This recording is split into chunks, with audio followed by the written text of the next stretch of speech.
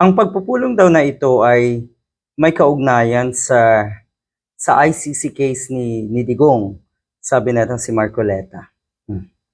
Nagpulong daw sila netong isang Japanese human rights activist.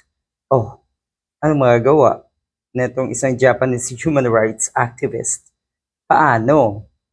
Oh, baka lalong mapasama ang kaso ni Digong kasi ito po human rights activist. Siguro naman ay hindi niya sasanggalang ang kanyang advocacy para ipaglaban na dapat pauwiin si Digong, ipawalang sala si Digong, dapat ay ibalik sa Pilipinas si Digong. Yun ba ang gusto mong mangyari, Marcoleta? Ang labo naman daw, sabi ng mga netizens. Sa pulong daw na ito, inorganisa ng Republic Defenders for Peace and Unity. Meron palang ganun, na kinakausap itong si Marcoleta kasi wala sa hinuha ng mga kababayan natin na you are a defender for peace and unity, Mr. Marcoleta. Dahil unang-una ang nakikita sa iyo ng mga kababayan natin ay ikaw yung tipong naghahanap lagi ng gulo. Ikaw yung tipong laging pasikat. Ikaw yung tipong laging epal at pumapapel sa mga sitwasyon. Ayaw mo ng unity.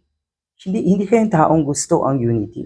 Hindi niyo ugali yan. Ang sinasabi naman ng mga netizens, eto, nasa ICC na ang kaso ni Digong, ano pa bang magagawa niyo? Ano pa ba ang gusto niyo mangyari?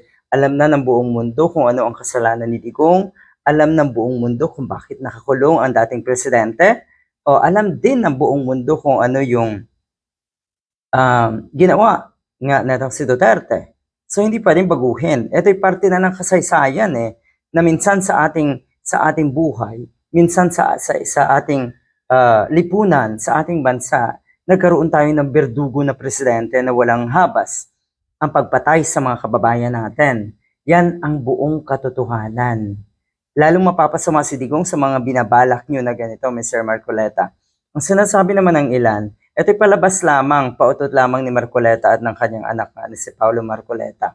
Para kahit papano, lalo silang bumango sa mga Duterte supporters. Ang totoo daw niyan, kaya naandyan itong mga ito ay posible daw na naandyan yung mga yan para i-handle nga yung application for another nationality or para daw i-check or i-handle yung kanilang mga foreign bank accounts. Kunwari lang daw yan na ang kanilang pakay ay ang kapakanan ni Digong.